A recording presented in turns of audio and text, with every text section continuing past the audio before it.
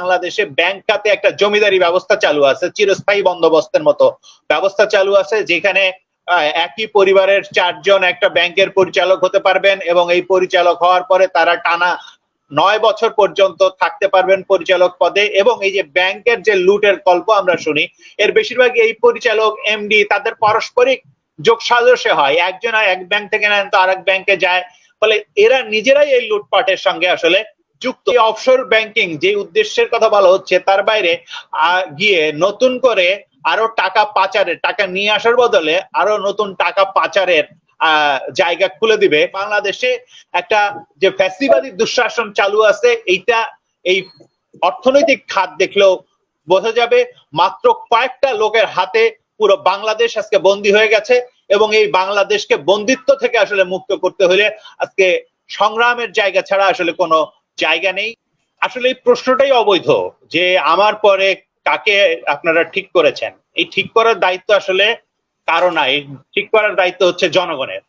জনগণ যে দলকে ভোট দিয়ে নির্বাচন করবে, তারা যাকে প্রধানমন্ত্রী বানাবে তারাই সেই প্রধানমন্ত্রী হবে।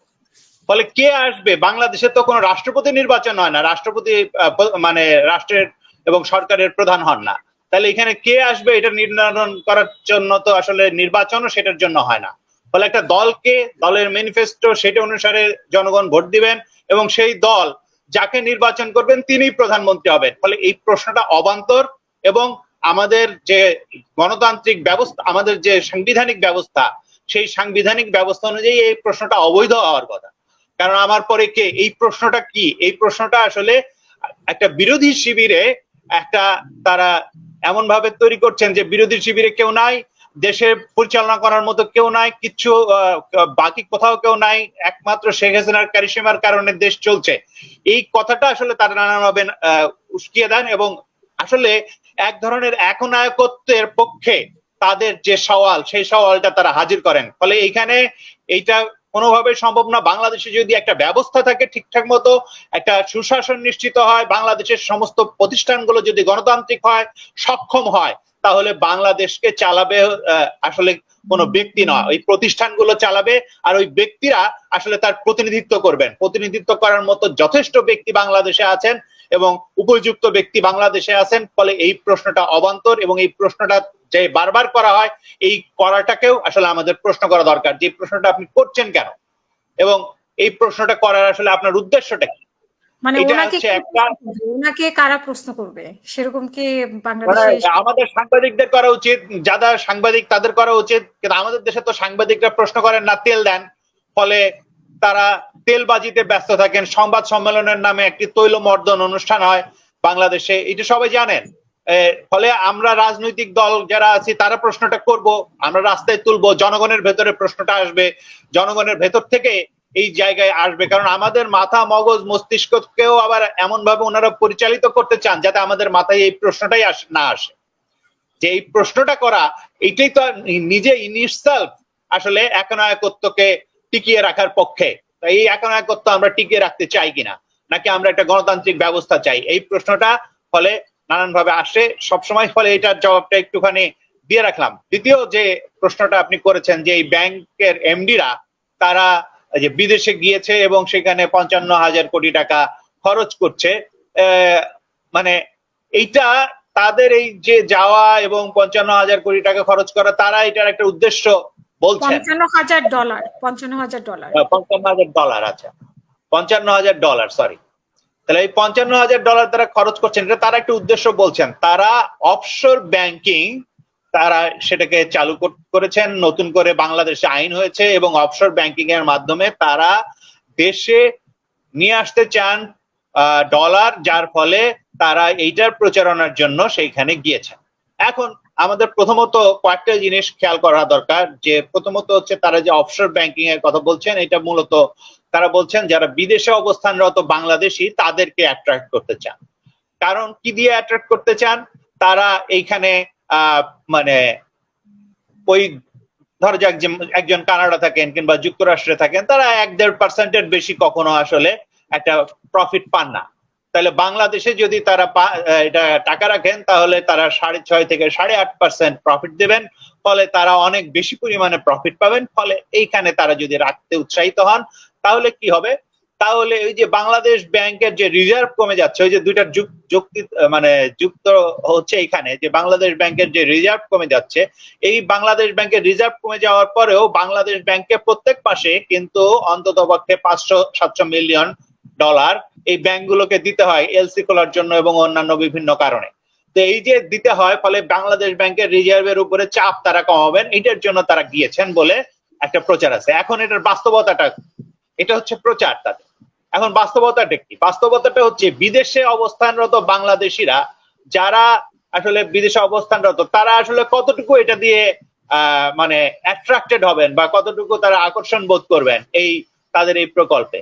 যদিও উচ্চ হারে তারা একটা সুদ দেওয়ার প্রস্তাব করছেন এবং তার ফলে এখানে তারা রাখতে কেউ উৎসাহিত হতে পারেন, এটা সাধারণভাবে মনে হয়। কিন্তু যদি আপনি এখন হিসাব করেন, প্রথমত হচ্ছে যে ডলারের বিপরীতে টাকার মূল্যমান যেভাবে পড়ছে, তাতে এরকম 6% 8% হারে যদি এখানে রাখেও সেটা আসলে তার জন্য কতটা লাভজনক সেটা প্রথমত তারা বিবেচনা করবেন।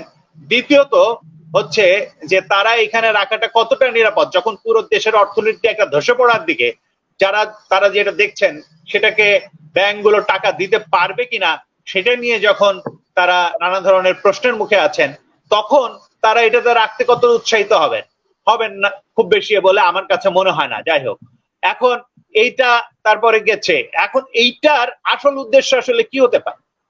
যদি আপনি দেখেন যে এটা আফ্রিকায় বলেন, আর্জেন্টিনায় বলেন, এবং তাদের বেশ কিছু অর্থনীতিবিদরা গবেষণা করে দেখিয়েছেন যে এই যে অফশোর ব্যাংকিং, এই অফশোর ব্যাংকিং বিশেষত যেখানে ফিনান্সিয়াল ইনস্টিটিউশন গুলো দুর্বল, যেখানে সুশাসনের অভাব ফিনান্সিয়াল ইনস্টিটিউশন গুলোতে অনেক বেশি, এবং বাংলাদেশে বিশেষত যদি আপনি চিন্তা করেন যে বাংলাদেশে ব্যাংক খাতে একটা জমিদারি ব্যবস্থা চালু আছে, চিরস্থায়ী বন্দোবস্তের মতো ব্যবস্থা চালু আছে, যেখানে একই পরিবারের 4 জন একটা ব্যাংকের পরিচালক হতে পারবেন এবং এই পরিচালক হওয়ার পরে তারা টানা 9 বছর পর্যন্ত থাকতে পারবেন পরিচালক পদে। এবং এই যে ব্যাংকের যে লুটের গল্প আমরা শুনি, এর বেশিরভাগই এই পরিচালক এমডি তাদের পারস্পরিক যোগসাজশে হয়, একজন এক ব্যাংক থেকে নেন তো আরেক ব্যাংকে যায়, ফলে এরা নিজেরাই এই লুটপাটের সঙ্গে আসলে যুক্ত, এবং এরা এই লুটপাটের মানে বড় বড় কি বলা যায় লাভজনক যে মানে সুবিধাভোগী, এই সুবিধাভোগীরাই কিন্তু আসলে এই জায়গাটাতে গিয়েছেন। এবং আমরা যদি দেখি যে অফশোর ব্যাংকিং এ কি হবে, যে আপনার উৎস কোথায়, আপনি কোন জায়গায় টাকা রাখছেন, কোন জায়গা থেকে আসছে, কোন জায়গা থেকে ইয়ে হচ্ছে, এইটা আপনি জানতে পারবেন না। মানে না, আপনি না জানিয়েও আসলে এই ব্যাংকিংটা করতে পারবেন। এর ফলাফল হবে হচ্ছে যে আরো বেশি করে, এবং ওই যে বললাম যে আফ্রিকা এবং আর্জেন্টিনায় যে মানে গবেষণা হয়েছে সেটা দেখিয়েছে যে অফশোর ব্যাংকিং এর মাধ্যমে আসলে বড় বড় মাল্টি ন্যাশনাল ব্যাংকগুলো এবং এরাই আসলে লাভবান হয়, এবং এইটার মাধ্যমে ইন্টারন্যাশনাল ফিনান্সিয়াল ফ্লাইট, মানে হচ্ছে যে আসলে আপনার ক্যাপিটাল ফ্লাইট, যেটা পুঁজি পাচার বলি আমরা, এই পুঁজি পাচার আসলে এই সমস্ত দেশে বাড়ে এবং এদের অর্থনীতি আরো গাড্ডার মধ্যে পড়ে, সহজ বাংলায় বললে আরো গাড্ডার মধ্যে পড়ে, এইরকম একটা পরিস্থিতির আসলে সৃষ্টি হয়। ফলে এই অফশোর ব্যাংকিং যে উদ্দেশ্যের কথা বলা হচ্ছে তার বাইরে গিয়ে নতুন করে আরো টাকা পাচারের, টাকা নিয়ে আসার বদলে আরো নতুন টাকা পাচারের জায়গা খুলে দিবে, এরকম একটা মনে করার যথেষ্ট কারণ আছে। এবং তার সাথে যদি আরেকটা জায়গা যদি দেখেন যে আমাদের দেশে কি হচ্ছে, যে সমস্ত ব্যাংক দেউলিয়া হয়ে যাচ্ছে, একটা মানে বড় কোম্পানি তাকে 10টা ব্যাংকের মানে পরিচালনার দায়িত্ব দিয়ে দেওয়া হচ্ছে, এবং তারা বিদেশে মানে বিলিয়ন বিলিয়ন ডলার পাচার করছেন, সেটা হাইকোর্ট দিয়ে বন্ধ করে দেওয়া হচ্ছে, তাদের তদন্ত অনুসন্ধান এবং তাদের কোনো কিছুর ভেতরে আসতে হচ্ছে না। এটা যেমন একটা, আরেকটা হচ্ছে এই ব্যাংকগুলো যেগুলো দেউলিয়া হয়ে যাচ্ছে, সেই ব্যাংকগুলোকে আজকে যে ভালো ব্যাংকগুলো আছে সেই ব্যাংকগুলোর সঙ্গে একীভূত করা হচ্ছে, যার মাধ্যমে যে ব্যাংকের সঙ্গে একীভূত করা হচ্ছে, যার অবস্থা ভালো ছিল, সেই ব্যাংকের কোন কোন ক্ষেত্রে মূলধনের পরিমাণ এমন যে যার সাথে একীভূত হচ্ছে তার মূলধনের, তার যে ঋণ তার চাইতে ওর মূলধনের পরিমাণ কম। তার মানে অবশ্যম্ভাবীভাবে যে ভালো ব্যাংক ছিল সেই ভালো ব্যাংকটাও ডোবার একটা জায়গা তৈরি হচ্ছে। যাদের আপনার গ্রেফতার করার কথা ছিল, যাদের আপনার আসলে শাস্তি দেওয়ার কথা ছিল, তাদেরকে এটা একটা যেমন দায় মুক্তি দিচ্ছেন, এবং একইভাবে নতুন করে যে ব্যাংকের সঙ্গে একীভূত হচ্ছে তারও আবার পরিচালনা পরিষদে এদেরকে অন্তর্ভুক্ত করছেন। মানে হচ্ছে যে তাদের আবার আপনি পুরস্কৃত করছেন। ফলে দুষ্টের দমন আর শিষ্টের পালনের বদলে আমাদের এখানে হচ্ছে হলো শিষ্টের পালন, মানে শিষ্টের দমন আর দুষ্টের পালন। এবং এই দুষ্টের পালনের প্রক্রিয়া যেটা, সেটাকেই বলে হচ্ছে দুঃশাসন। এবং বাংলাদেশে একটা যে ফ্যাসিবাদী দুঃশাসন চালু আছে, এইটা এই অর্থনৈতিক খাত দেখলেও বোঝা যাবে। মাত্র কয়েকটা লোকের হাতে পুরো বাংলাদেশ আজকে বন্দী হয়ে গেছে, এবং এই বাংলাদেশকে বন্দিত্ব থেকে আসলে মুক্ত করতে হলে আজকে সংগ্রামের জায়গা ছাড়া আসলে কোনো জায়গা নেই। এবং সেই সংগ্রামের জায়গাটাকে, যেটা সংগ্রাম আমরা মানে নানান ভাবে করছি, এই সংগ্রামগুলোকে এগিয়ে নিয়ে যাওয়া এবং নতুন করে বাংলাদেশের জনগণকে আজকে যে আহ্বানটা দেওয়া দরকার, যে আপনার ভবিষ্যৎ আজকে যারা লুটে নিয়ে যাচ্ছে তাদের বিরুদ্ধে আসলে রুখে দাঁড়াতেই হবে। বাংলাদেশে আজকে যে পরিস্থিতির সৃষ্টি হয়েছে, তাতে সামনে অর্থনৈতিক ভাবে আমরা কোন নাজুক অবস্থায় যাব, একটা দুর্ভিক্ষের মুখোমুখি হব কিনা, বা কিংবা একটা আরো বড় ধরনের মানে ইনফ্লেশন বা মানে মূল্যস্ফীতির সম্মুখীন হব, এটা খুব নিশ্চিত ভাবে বলা যায়। এবং এইখান থেকে ওইখান থেকে ধার করে মোটামুটি ভাবে এইটাকে যে ম্যানেজ করার চেষ্টা, সেটা দিয়ে আসলে এটা ম্যানেজ করা যাবে না। এবং বাংলাদেশের জনগণকে এই জায়গায় আসলে নামতে হবে। সেই জায়গাটাতে যদি আজকে আমরা আসি এবং রাজনৈতিক দলগুলো যদি এই জায়গায় কাজ করতে পারেন, তাহলে বাংলাদেশে একটা গণতান্ত্রিক ভবিষ্যৎ সম্ভব। এবং বাংলাদেশের এই যে সংস্কারগুলো দরকার, এটা শুধু ব্যাংক খাত না, এখানে সাংবিধানিক ভাবে যে এককেন্দ্রিক ক্ষমতা কাঠামো আছে সেটার বদল দরকার।